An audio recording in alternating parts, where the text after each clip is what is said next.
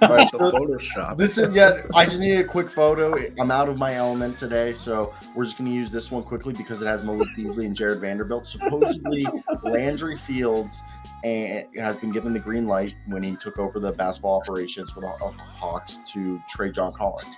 Supposedly, the Hawks are in a conversation with the Jazz, Malik Beasley and Jared Vanderbilt for John Collins. I've said, why don't you do this? Justin Holiday, John Collins for Kelly Olynyk, Jared Vanderbilt, and Malik Beasley. Don't send me any picks. Because if you send me Jared Vanderbilt and Malik Beasley, I need one pick at least. What do you guys think? This is like the most, because I've said it this whole time. There's two deals. He goes to the Wizards for Kyle Kuzma, or he goes to Utah for either Jared Vanderbilt, Malik Beasley, or Kelly Olynyk. Some combination of that. I saw a report, it was like a Bleacher Report article talking about the trade, and apparently the Jazz wanted the Hawks to throw in a pick as well as John Collins. I mean, that's stupid. I know it is. That was my thought reading it. But apparently they wanted it. Like, let me read this. This is okay. Jake Fisher of Yahoo Sports said this, and it's quoted in the Bleacher Report article. It says they discussed the deal for Collins, for Beasley and Vanderbilt, and the Utah's lobbied Atlanta for a first-round pick in addition to John Collins to complete the deal. So, yeah, that just seems like a ridiculous. Like adding the only way plus John Collins for that, like if that actually goes through, then Atlanta's dumb for that. If you're telling me attach a protected first-round pick with John Collins, and you're giving me Kelly with Justin Holiday, and you give me Kelly Olynyk, Jared Vanderbilt, and Malik Beasley, maybe I'll talk there. Yeah, but this is you're just getting. Yeah, wait, why?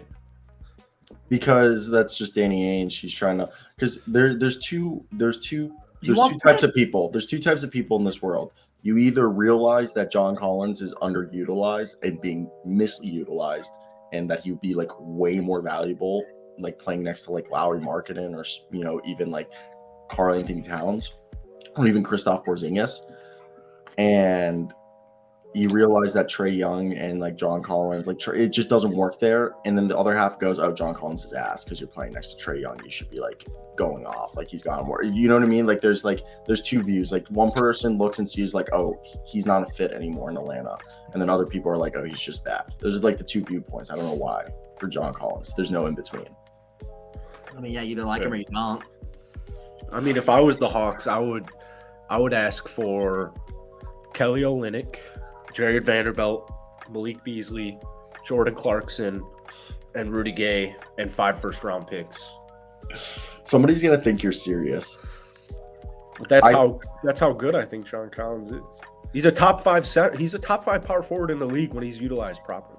If the Jazz aren't sending me a first-round pick, send me back Kelly Olynyk, Malik, Jared for Justin Holiday and John Collins. I think that way they kill two birds with one stone. The Hawks like get to get rid of Justin Holiday, and they get a decent amount of players in return for John Collins. And that's a great haul. Jared Vanderbilt's extremely and the Hawks get to get rid of Justin Holiday, so it works out for them. Then your bench would be Malik Beasley as your shooting guard swing man behind AJ Griffin and DeAndre Hunter and DeJounte Murray and Trae Young and whatever they run.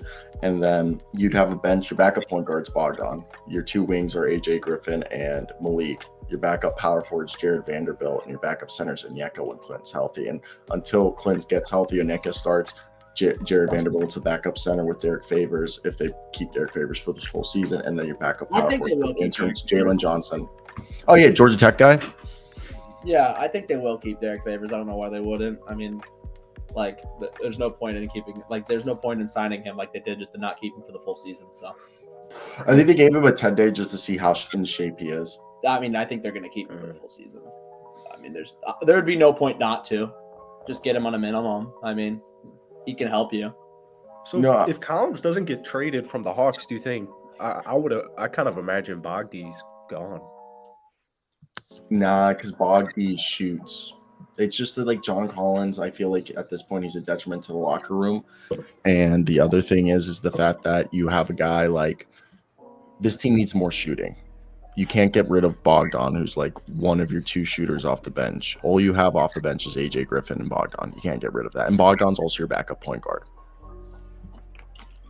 I mean, yeah. Which is shitty, yeah.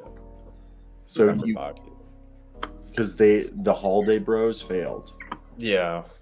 So yeah, I mean, I honestly had hope, especially that they were going to play together. maybe fails the wrong word if it. They're gonna get rid of Justin, I think, at the very least, and they're gonna try to attach him to any trade packages that they can.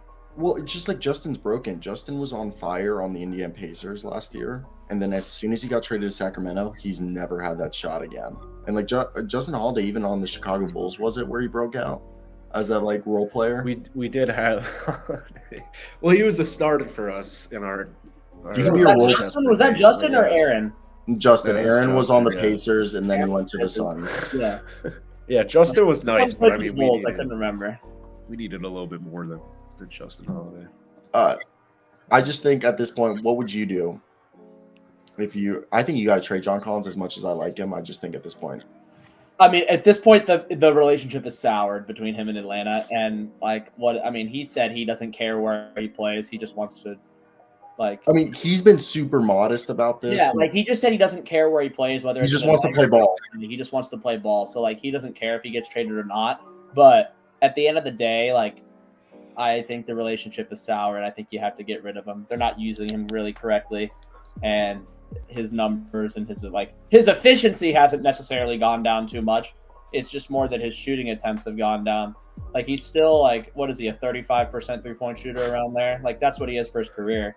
Like John Collins this year? For his career, he's like a 36%. Oh yeah. Shooter. He's shooting 23% right now. From three? Ugh. Let's pivot. And right here, Oh. Top five power forward.